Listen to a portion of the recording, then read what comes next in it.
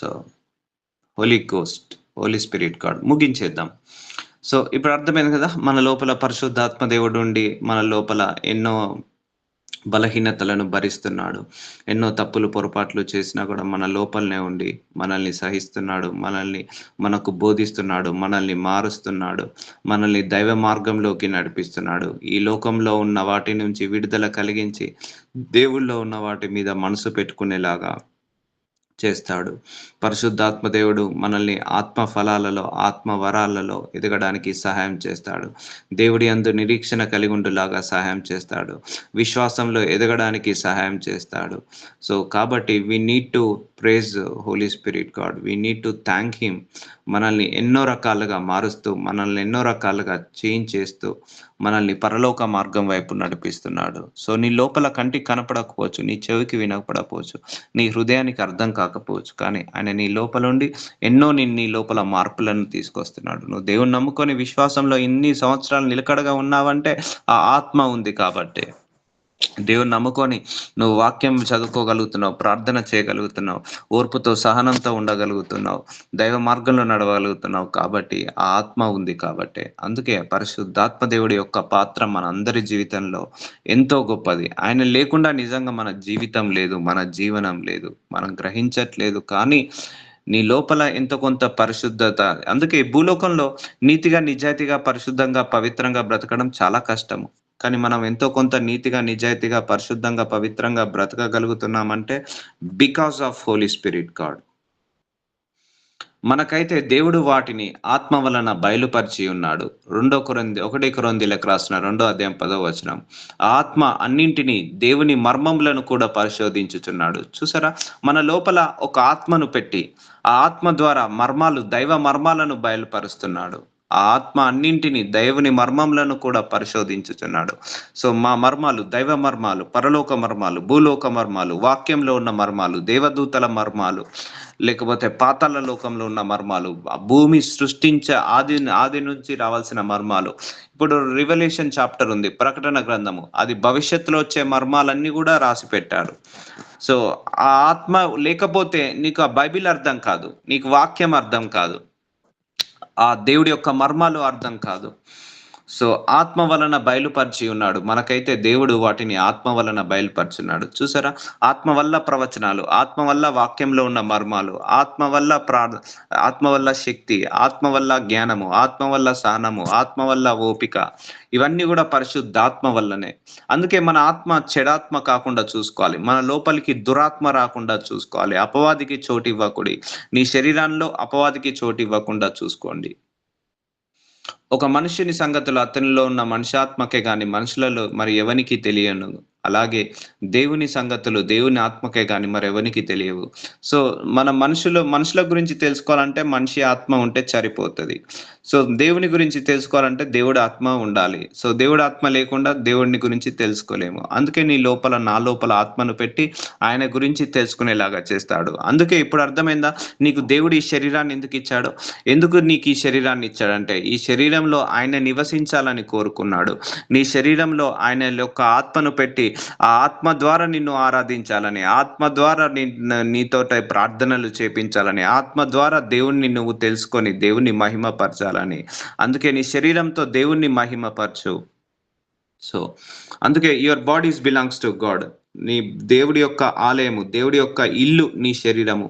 అపవిత్రాత్మలకు చోటివ్వద్దు, అపవిత్రాత్మకు చోటివ్వద్దు. నీతి నిజాయితీకి మనం చోటివ్వాలి, పరిశుద్ధతకు, పవిత్రకు చోటివ్వాలి. సో దేవుని వలన మనకు దయచేయబడిన వాటిని తెలుసుకొనుటకై మనను లౌకికాత్మ కాక దేవుని యొద్ద నుండి వచ్చు ఆత్మని పొంది ఉన్నాము. మనందరికీ కూడా దేవుడి నుంచి ఒక ఆత్మనిచ్చాడు. సో ఆ ఆత్మ ద్వారా మనం అన్ని సంగతులను, మర్మాలన్నిటిని కూడా పొందుకుంటున్నాము. ఇది దేవుడి నుంచి వచ్చిన ఆత్మ కాబట్టి. సో నాకైతే డే 1 నుంచి నాకేమీ తెలియదు. దేవుడి గురించి జీరో నాలెడ్జ్. నాకు జీసస్ క్రైస్ట్ ఉన్నాడని తెలియదు, హోలీ స్పిరిట్ ఉంటాడని తెలియదు, యెహోవా దేవుడు ఉన్నాడని తెలియదు. సో ఇవన్నీ ఏది తెలియదు నాకు. ప్రార్థన ఎలా చేయాలో తెలియదు, ఆరాధన ఎలా చేయాలో తెలియదు, స్తుతి ఎలా చేయాలో తెలియదు. కానీ ఎప్పుడైతే నేను ఆ ఆత్మను పొందుకున్నానో, దేవుడి దగ్గర నుంచి ఒక ఆత్మ పొందుకున్నానో, నాకు తెలియకుండానే ప్రార్థనలో గొప్ప గొప్ప మర్మాలు పలుకుతున్నాను. నాకు తెలియకుండానే ప్రార్థనలో, వాక్యంలో గొప్ప గొప్ప మర్మాలు బోధిస్తున్నాను. నాకు తెలియకుండానే నాకు ప్రవచనాలు బయటికొస్తున్నాయి. స్వస్థతలు జరుగుతున్నాయి. విడుదలలు జరుగుతున్నాయి. ఎక్కడ ప్రేయర్ చేస్తే అక్కడ ప్రేయర్ ఇమ్మీడియేట్‌గా, ఇన్‌స్టంట్‌గా ఆన్సర్స్ వస్తున్నాయి. ఇన్‌స్టంట్‌గా మిరాకిల్స్ జరుగుతున్నాయి. Because I received that Holi Spirit. ఒకటే ఒక ఆత్మనిచ్చాడు దేవుడు నాకు. స్ట్రాంగ్ స్పిరిట్ ఇచ్చేసాడు. ఆ ఆత్మ ఇచ్చినప్పుడు, ఆ ఆత్మనే వాక్యాన్ని బోధిస్తుంది. ఆ ఆత్మనే ప్రార్థనలు చేస్తుంది. ఆ ఆత్మనే వాక్యంలో ఉన్న మర్మాలను బోధిస్తుంది. ఆ ప్రార్థనే, ఆ యొక్క ప్రార్థననే మర్మాలు బోధించే ప్రార్థన చేస్తుంది. ఆ ఆత్మనే ఆరాధిస్తుంది, స్తుతిస్తుంది. ఇంకా గొప్ప గొప్ప అద్భుతాలు, ప్రవచనాలు చెప్తుంది. కలలు, దర్శనాల ద్వారా ఎన్నో విషయాలు బయలుపరుస్తున్నారు. Because of that Holi spirit god. అందుకే you need to have fellowship with him. లేతే దేవుల్లో నిలకడ ఉండడం కష్టమండి. నేను నమ్ముకొని 3, 4 ఇయర్స్ అంతే, హార్డ్‌లీ. కానీ దేవుల్లో ఇంత స్ట్రాంగ్ కావడానికి కారణం హోలీ స్పిరిట్ గాడే. ఆయనను ప్రేమించడానికి కారణం హోలీ స్పిరిట్ గాడే. ఎవరిని ప్రేమించాలి? ఎంతవరకు ప్రేమించాలి? దేవుళ్ళు ఎలా ఎదగాలి? ఎంతసేపు నువ్వు దేవుడితో గడపాలి? ఎంతసేపు మనుషులతో గడపాలి? Complete Holy spirit God guidelines అండి నాదైతే. కంప్లీట్‌గా హోలీ స్పిరిట్ గాడ్ గైడ్‌లైన్స్. అందుకే నేనెక్కడ బైబిల్ ట్రైనింగ్ గూడా తీసుకోలేదు. కానీ బైబిల్ ఇగో ఇన్ని మర్మాలు బయలుపరుస్తున్నాను. ఎందుకంటే because of the Holy spirit God. So, ఎక్కడ ఎవరి దగ్గర పాస్టర్ గాని, లేతే ఎవరి వాక్యం గూడా సరిగ్గా విన్నది కాదు. సో, నేనెవరి వాక్యం గూడా వినలేదు. సో, కానీ లోపల నుంచి ఆత్మ ప్రేరేపణతో ఇవన్నీ గ్రహించలేని సంగతులన్నీ బయలుపరుస్తున్నాడు. నేను చేసేదల్లా ఒకటే. దేవుడు నాకిచ్చిన ఆత్మను కాపాడుకుంటున్నాను. సో, దేవుడు నాకిచ్చిన ఈ అవకాశాన్ని యుటిలైజ్ చేసుకుంటున్నాను.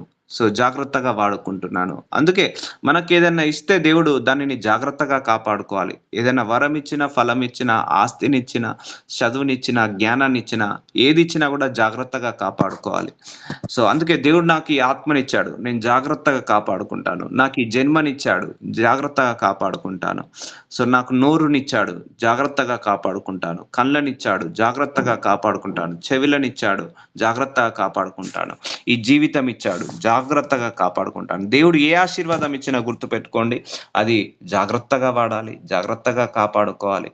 నీకేమన్నా ధనవంతుడిని చేశాడా? ఐశ్వర్యవంతుడిని చేశాడా? నువ్వు జాగ్రత్తగా ఉండాలి. జాగ్రత్తగా కాపాడుకోవాలి. ఎలా పడితే అలా ఉండకూడదు. సో, మనుష్య జ్ఞానము నేర్పు మాటలతో కాక, ఆత్మ సంబంధమైన సంగతులతో సరిచూచి, ఆత్మ నేర్పు మాటలతో వీటిని గూర్చియే మేము బోధించుచున్నాము. సో, ఆత్మీయులం మనందరము ఆత్మ పాటలతో మాట్లాడాలి. కానీ కోపం పుట్టించే మాటలు, ద్వేషం పుట్టించే మాటలు, లేకపోతే అసూయ కలిగే మాటలు ఎప్పుడు కూడా మాట్లాడకూడదు. సో, ప్రకృతి సంబంధమైన మనుషుడు దేవుని ఆత్మ విషయంలో అంగీకరింపడు. అవి అతనికి వెర్రితనముగా ఉన్నవి. అవి ఆత్మానుభవ చేతనే వివేచింపగలను. ఇవన్నీ 1 సెకండ్ బ్రో. ఇక్కడి నుంచి మనం చెప్పుకోవాల్సి ఓకే. 1 కొరింథీయులకు రాసిన 2వ అధ్యాయం 16వ వచనం. ప్రభువు మనస్సును ఎరిగి ఆయనను బోధింపగలవాడెవడు? చూసారా అండి? మనకు దేవుడి యొక్క మనస్సు, యేసు ప్రభువారి యొక్క మనస్సు తెలవాలంటే మన లోపల పరిశుద్ధాత్మ దేవుడు ఉన్నప్పుడే ఆ యేసయ్య యొక్క మనస్సు తెలుస్తది. ఆయన బోధింపగలవాడు ఎవరు? ఆయనను ఇప్పుడు పరిశుద్ధాత్మ దేవుడి యొక్క మొట్టమొదటి ఉద్దేశ్యం ఏంటిది? యేసయ్య గురించి తెలియజేయడమే. యేసయ్య గురించి బోధించడమే. మనమైతే క్రీస్తు మనస్సు గలిగిన వారము. సో, క్రీస్తు మనస్సు ఏంటిది? ప్రేమ, శాంతి, సహనము, ఓపిక, దీర్ఘశాంతము, క్షమించే గుణము. ఈ మనస్సు మన లోపలికి రావాలని పరిశుద్ధాత్మ దేవుడు ప్రయత్నిస్తాడు. ట్రాన్స్‌ఫర్మేషన్ చేస్తాడు. మీరు సత్యవాక్యమును అనగా మీ రక్షణ సువార్తను విని క్రీస్తునందు విశ్వాసముంచి వాగ్దానము చేయబడిన ఆత్మ చేత ముద్రింపబడితిరి. చూసారా? దేవుడు మనందరికి ఒక వాగ్దానం చేశాడు. మీకు పరిశుద్ధాదరణకర్తను పంపిస్తాను. ఆయన సర్వసత్యంలోకి నడిపిస్తాడు. ఆయనే మీకు అన్నిటిని బోధిస్తాడు. ఆయన మీలో ఉంటాడు, మీతో ఉంటాడు అని వాగ్దానం ఇచ్చాడు కదా! ఎందుకు? మనల్ని సత్యవాక్యంలోకి నడిపించడానికి, లోకం వైపు నడిపించకుండా వాక్యంలోకి నడిపించడానికి. మీ రక్షణ సువార్తను విని, ఈ రక్షణ సువార్త దేవుడి యొక్క ఆత్మ ఉన్నప్పుడే పనిచేస్తది. క్రీస్తునందు విశ్వాసం ఉంచి, నువ్వు క్రీస్తునందు విశ్వాసం ఉంచాలంటే ఆ పరిశుద్ధాత్మ దేవుడు విశ్వాసం ఉంచేలాగా ప్రయత్నిస్తాడు. వాగ్దానము చేయబడిన ఆత్మ చేత ముద్రింపబడితిరి. చూసారా? ఈ ఆత్మను విశ్వాసంలో ఎదిగేలాగా, ఈ ఆత్మ రక్షణలోకి వచ్చేలాగా, ఈ ఆత్మ సత్యవాక్యంలోకి వచ్చేలాగా, రక్షణ సువార్తను వినేలాగా ఈ ఆత్మ లోపల ముద్రించబడ్డాడు. సో, అందుకే you need to thanks to Holy spirit God. నీ లోపల ఉన్నాడు. You can start talking to him. మీరు ఆయనతో మాట్లాడడం మొదలుపెట్టండి. పరిశుద్ధాత్మ దేవుడా టీచ్ మీ, గైడ్ మీ అని అడగండి. పరిశుద్ధాత్మ దేవుడా నీ శక్తితో, నీ జ్ఞానముతో, నీ తెలివితో, మీ మహిమతో నింపు ప్రభువా అని అడగడం మొదలుపెట్టాను. ఎందుకంటే నీ శరీరము దేవుడి యొక్క ఆలయం. గుర్తుపెట్టుకోండి, మళ్ళీ చెప్తున్నాను, మళ్ళీ సందర్భం వస్తుందో రాదో తెలియదు. ఈ శరీరము దేవుడిచ్చిన ఆస్తి. సో, ఈ ఆస్తి మన మీద మనకు హక్కు లేదు. దేవుడికి హక్కుంది మన శరీరం మీద. అందుకే ఈ శరీరంతో పిచ్చి పిచ్చి తలంపులతో నింపుకోకు. పిచ్చి పిచ్చి ఆలోచనలతో నింపుకోకు. నీ శరీరంలో అపరిశుద్ధతో, అపవిత్రతతో, అజ్ఞానముతో నింపుకోకు. అవివేకంతో నింపుకోకు. ఎందుకంటే ఈ శరీరము నీది కాదు. దేవుడిచ్చిన ఇల్లు నీకు. నువ్వు కాపాడుకోమని కొన్ని రోజులు నీకు ఒక రెంట్‌కి ఇచ్చాడనుకో. ఇప్పుడు మీ ఇల్లే ఉన్నదండి. ఒకరికి కొన్ని రోజులు ఒక 6 నెల్లో, 1 ఇయరో రెంట్‌కిచ్చారు.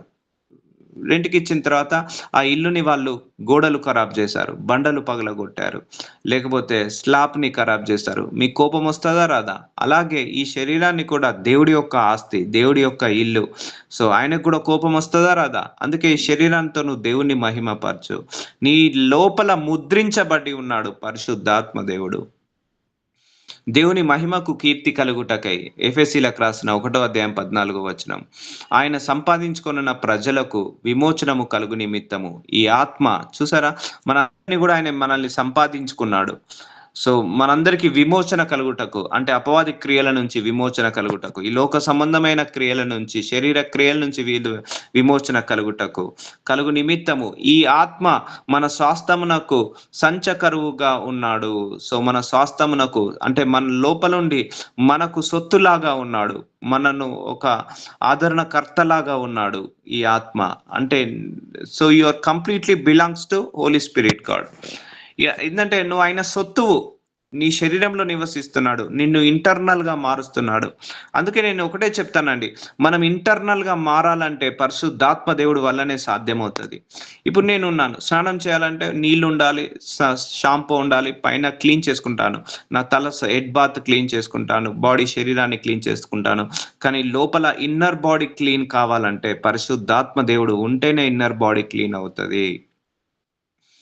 ఈ ఎఫెసీలకు రాసిన 1:17 ఈ హేతువు చేత ప్రభువైన యేసునందలి మీ విశ్వాసమును గూర్చియు. సో, యేసు ప్రభువారి మీద విశ్వాసము ఉండాలి. విశ్వాసంతో నిలకడగా ఉండాలంటే పరిశుద్ధాత్మ దేవుడి సహాయం ఉండాల్సిందే. పరిశుద్ధులందరి ఎడల మీరు చూపుచున్న విశ్వాసమును గూర్చియు నేను వినినప్పటి నుండి మీ విషయమై మానక దేవునికి కృతజ్ఞతాస్తుతులు చెల్లుచున్నాము. పరిశుద్ధులందరి ఎడల. సో, మనందరం పరిశుద్ధులుగా మారాలంటే పరిశుద్ధాత్మ దేవుడు ఉండడం వల్లనే పరిశుద్ధులుగా మారగలుగుతాము. లేకపోతే మారలేమని. ఇప్పుడు అర్థమైందా? మనది ఏదీ లేదండి.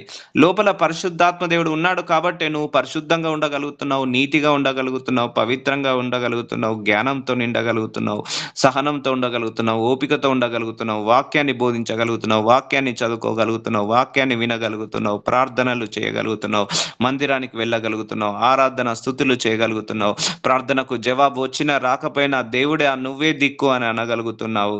నీ ప్రార్థనకు ఎలా చేయాలో తెలియక కష్టకాలంలో కూడా ప్రార్థన చేసేలాగా, బాధల కాలంలో కూడా ప్రార్థనలు చేసేలాగా పరిశుద్ధాత్మ దేవుడు నీ లోపల ఉండి నిన్ను సహనాన్ని పెంచేలాగా, ఓపికను పెంచేలాగా, దేవుడి యందు విశ్వాసం పెంచేలాగా, నిరీక్షణ కలిగేలాగా, ఇంకా యేసయ్య గురించి లోతుగా తెలుసుకునేలాగా, లోకం వైపు ఉన్న నీ హృదయాన్ని తీసేసి పరలోక మార్గం వైపు నడిపించేలాగా పరిశుద్ధాత్మ దేవుడు సహాయం చేస్తూనే ఉంటాడు. నువ్వు మారేంత వరకు నిన్ను వదిలిపెట్టడు. యేసయ్యలాగా నువ్వు మారేంత వరకు ఆయన వదిలిపెట్టాడు. నువ్వు విశ్వాసంలో ఎదిగేంత వరకు పెట్టడు. నేను విన్నప్పటి నుండి మీ విషయమై మానక దేవునికి కృతజ్ఞతాస్తుతులను చెల్లించుచున్నాము.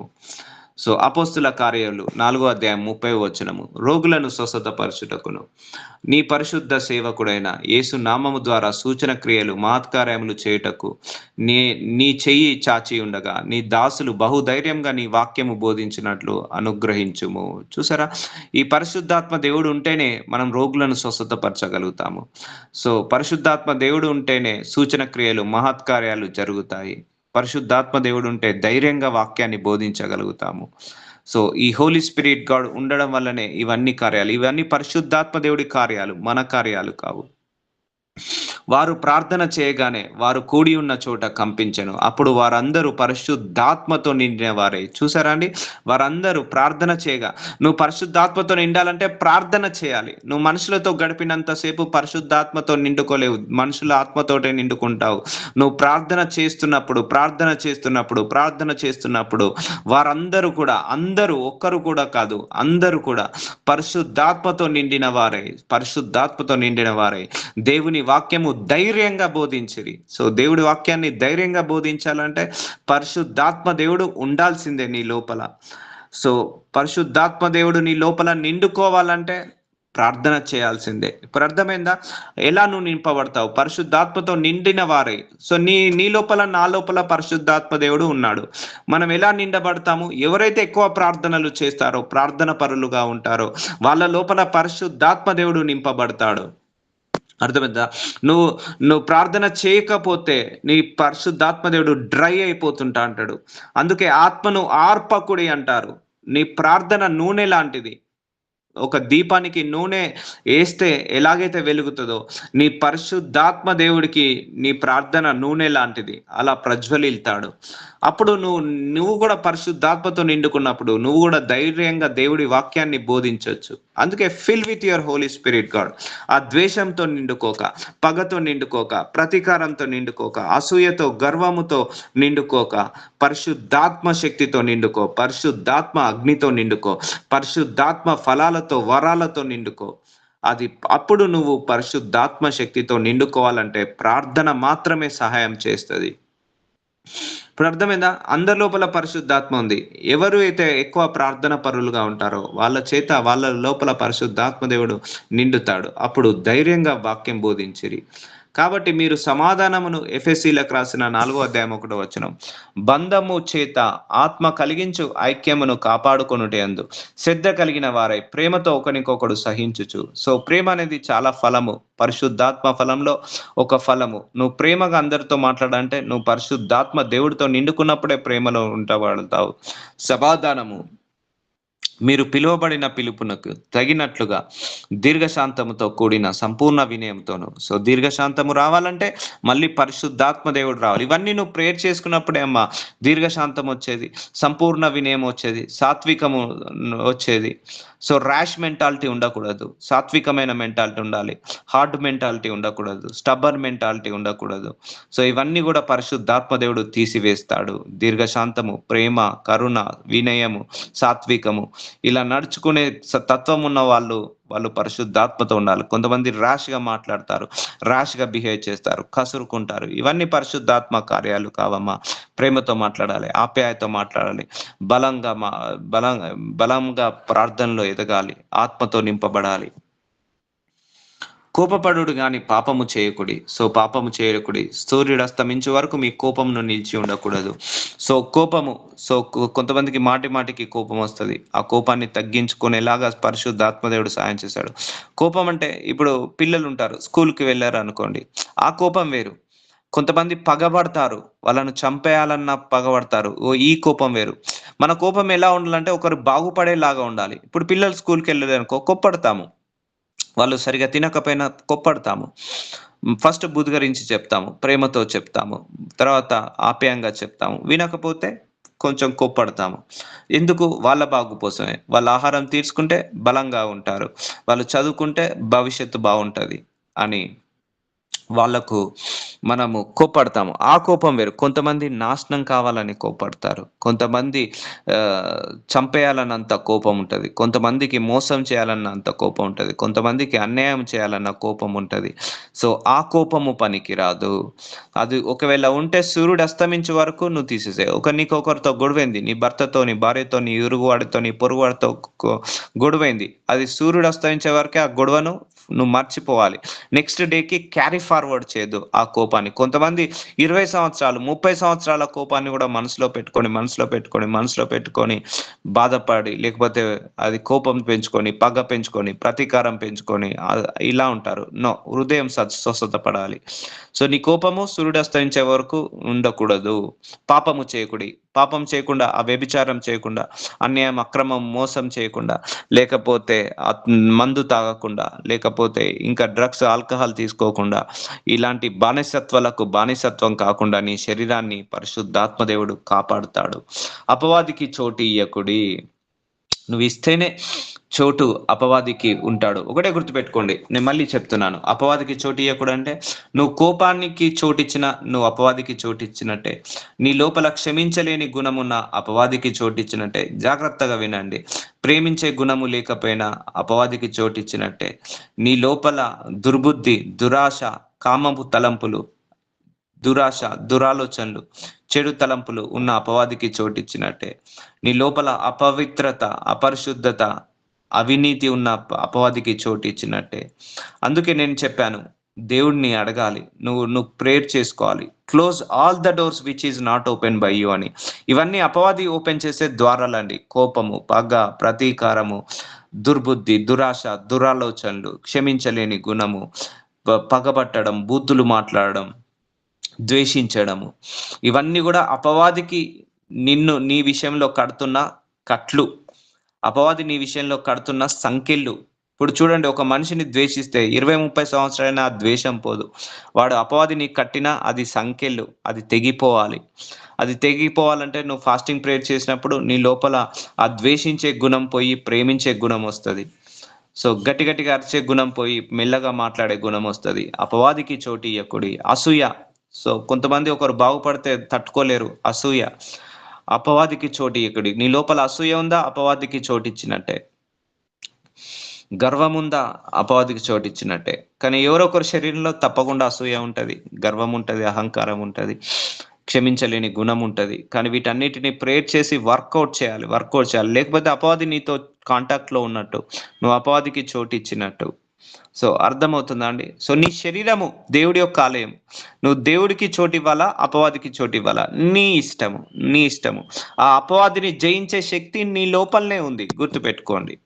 ఆ కోపాన్ని జయించే శక్తిని, ఆ అసూయను జయించే శక్తిని, ఆ గర్వాన్ని, అహంకారాన్ని జయించే శక్తిని నీ లోపలనే పెట్టాడు దేవుడు. పరిశుద్ధాత్మ దేవుడిని పెట్టాడు. అందుకే ఈ శరీర క్రియలను జయించడం కష్టమండి. అసూయను జయించడం కష్టమే, ద్వేషాన్ని, పగను, ప్రతీకారాన్ని జయించడం కష్టమే, క్షమించలేని గుణాన్ని జయించడం కష్టమే. కానీ నీ లోపల పరిశుద్ధాత్మ దేవుని పెట్టాడు. అందుకే అపవాదికి ఏమన్నాడు? చోటియ్యకుడి. నువ్వు ఇస్తేనే వస్తుందండి. నువ్వు పదే ఒకరిని ద్వేషిస్తున్నావు, అయితే నువ్వు అపవాదికి చోటిస్తున్నట్టే. పదే ఒకరి మీద అసూయ కలుగుతుంది, అపవాదికి నీకు చోటిస్తున్నట్టే. చెడు తలంపులతో, కామము తలంపులతో, పగతో, ప్రతీకారంతో రగులుకుంటున్నావు, అపవాదికి చోటిచ్చినట్టే. అర్థమవుతుందా? అందుకే ఈ ద్వారాలన్నీ క్లోజ్ కావాలి. నీ ఇంటర్నల్ ఇష్యూ. కోపము బయట ఉంటదా, లోపల ఉంటదా?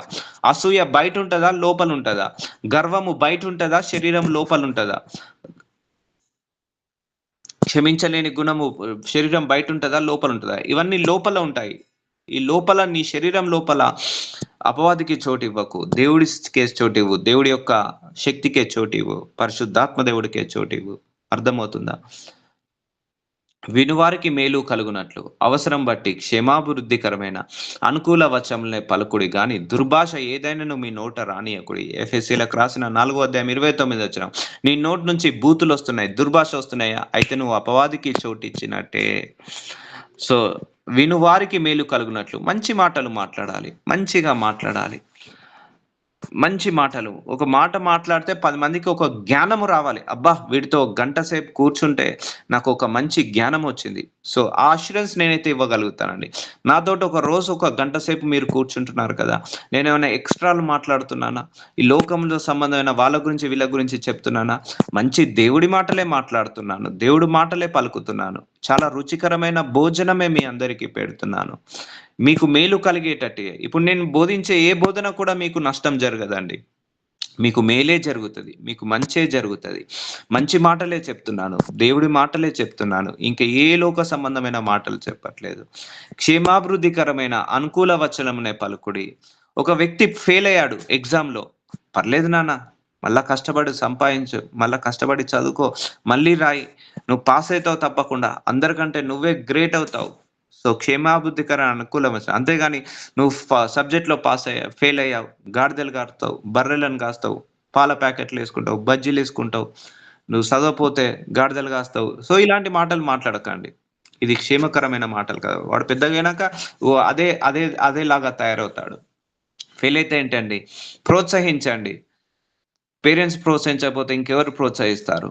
సో, ఫెయిల్ అయినప్పుడు వాడు పాస్ అయ్యిండు, వీడు పాస్ అయ్యిండు, నీకు తెలివి లేదా? జ్ఞానం లేదా? సదువుకోవా? గింత తెలివి లేదా? ఇలాంటి మాటలు మాట్లాడకండి ప్లీజ్. ఒక మనిషి రోగంతో ఉన్నాడు. పర్లేదండి. ఈ రోగం ఏమి చేయదు మిమ్మల్ని. మేము ప్రార్థనలో పెట్టుకున్నాము. తప్పకుండా దేవుడు దర్శిస్తాడు. తప్పకుండా మిమ్మల్ని స్వస్థతపరుస్తాడు. మీరు భయపడాల్సిన పని లేనే లేదని చెప్పి ధైర్యం చెప్పి రండి. అనుకూల వచనమే పలికి రండి. అర్థమవుతుందా? అంతేగాని ఈ రోగంతో మొన్ననే మా ఇంటి పక్కోడు ఒకడు చచ్చిపోయిండు. మీరు గూడా చచ్చిపోతారు. సో, ఈ పాడుపడ్డ రోగము. ఈ రోగం ద్వారా అనేక మంది మరణం అయితున్నారు. నువ్వు గూడా అవుతావు. సో, ఇలా భయపెట్టి రావద్దు. గర్భఫలం లేదు. పెళ్ళై 5, 6 సంవత్సరాలవుతుంది. ఆడపిల్లలకు నరకము. నిజంగా ఆడవాళ్ళకు గర్భఫలం లేదంటే నరకము. చుట్టూ సమాజము ఎంత హింసిస్తదంటే, వాళ్ళ పరిస్థితులను అర్థం చేసుకొనే చేసుకోరు. మళ్ళా వాళ్ళెవరో కాదు, ఆడవాళ్ళే మళ్ళా. ఒక అత్త స్థానంలో ఉండి గావచ్చు, పక్కన అంటారు, "ఏమైంది పెళ్లయింది 6 సంవత్సరాలయింది, పిల్లలు లేరా? పిల్లలు లేరా? గొడ్రాలు దానా?" ఇలా ఇలా పలుకుతా అంటారు. చాలా బాధనిపిస్తది. వాళ్ళేం చేసుకుంటారండి? దేవుడిచ్చే టైంకి ఇస్తాడు. వాళ్ళకి గూడా పిల్లలు కనాలనే ఉంటది. హింసిస్తారు. గుడ్ న్యూస్ లేదా? విశేషం లేదా? అని ఎన్నో రకాలుగా వాళ్ళను హింసిస్తుంటా అంటారు. మాటలతో మాట్లాడుతుంటా అంటారు. అలా కాదమ్మా! నువ్వేం భయపడకు. నువ్వు ధైర్యంగా ఉండు. ఇప్పుడు కాకపోతే రేపిస్తాడు. తప్పకుండా నీకు గర్భఫలం వస్తది. నువ్వేం భయపడకు. అది మనసులో రంది పెట్టుకోకు. అని ఇలా అనుకూల వచనంనే పలకాలి. ఎంతసేపు దెప్పి పొడుసు మాటలే. ఎంతసేపు అవతలి వాళ్ళను క్రిటిసైజ్ చేసే మాటలే, విమర్శించే మాటలే, ధైర్యం చెప్పే మాటలు ఎవ్వడు పలకడు. ఎవ్వరు పలకడు. ఒక మనిషి ఫెయిల్యూర్‌లో ఉన్న, ఒక మనిషికి ఆశీర్వాదం రాకపోయినా, ఒక మనిషికి కష్టాల్లో ఉన్న, కన్నీళ్ళ గుండా వెళ్తున్న వాని మీద ఇంకా 2 రాళ్ళు ఎయ్యాలనే ప్రయత్నిస్తారు గానీ, ఓదార్పు మాటలు ఎవరు గూడా మాట్లాడరు. పోనీలెండి, జాబ్ పోతే పోనీ, మళ్ళీ సంపాదించుకోని. సో, జాబ్ పోయింది. వీడు మంచి పనైంది. వీడికి గర్వమొచ్చింది. జాబున్నప్పుడు ఉన్నాడా? ఎగిరిండు. సో, ఇలాంటి మాటలు మాట్లాడతారు. సో, సో, అందుకే వినువారికి మేలు కలుగునట్లు అవసరాన్ని బట్టి క్షేమాభివృద్ధికరమైన, అంటే క్షేమంగా ఉండే అనుకూల వచనములనే పలుకుడి. అనుకూల వచనాలే పలకాలి. కానీ దుర్భాష ఏదైనాను మీ నోట రానీయకుడి. అయిందేదో అయిపోయింది. గతాన్ని తలుచుకొని బాధపడొద్దు. గతాన్ని తలుచుకొని ఎప్పుడు గూడా దెప్పి పొడవద్దు. It's okay. It's okay. So, అర్థమవుతుందా అండి? సో, అలా తిట్టొద్దు పిల్లల్ని చదువుకోకపోతే. ఆ గర్భఫలం లేకపోతే ఆ స్త్రీని అలా హింసించొద్దు. విశేషం లేదా, గుడ్ న్యూస్ లేదా, నీకంటే ఎనక సిరి పెళ్లయింది. నీ తర్వాత పెళ్ళైనోళ్ళకు గర్భఫలాలొస్తున్నాయి. నీ తర్వాత పుట్టినోడికేమో జాబులొస్తున్నాయి. నువ్వుకు రావట్లేదు. So, don't criticise them. విమర్శించొద్దు. ఆ బాధ నీకొస్తే తెలుస్తది. అర్థమవుతుందా? నీ పిల్లలకో నీకొస్తున్నో తెలుస్తది. అందుకే ఎప్పుడు కూడా ఒక మనిషిని ఎప్పుడు గూడా ఎంకరేజ్ చేయాలి. మోటివేట్ చేయాలి. డిస్కరేజ్ చేయొద్దు. డిస్కరేజ్ చేయొద్దు. చదువుకో నాన్న, ఏం కాదు. ఏం కాదమ్మా, బాధపడకు. నీకు గర్భఫలం వస్తది. ఏం గాదయ్యా, నీకు రోగం తగ్గిపోతది. బాధపడకు. ఏం గాదయ్యా, నీకు ఉద్యోగం వస్తది. ఏం గాదయ్యా, నువ్వు మంచిగా ఉంటావు. నీ పిల్లలు మంచి సొంత ఇల్లు కట్టుకుంటావు. భయపడకు, బాధపడకు. ఏం కాదు, నీకు వీసా వస్తది. ఏం కాదు, నువ్వు ప్రయత్నించు మళ్ళీ. ధైర్యంగా ఉండు. ఈ కష్టాల్లో నువ్వు ఆహారం తినకుండా, నిద్రపోకుండా ఉండకు. ఆరోగ్యం పాడైతది. కంటి నిండా నేనొకటే సలహా ఇస్తా ఎవరికైనా గూడా.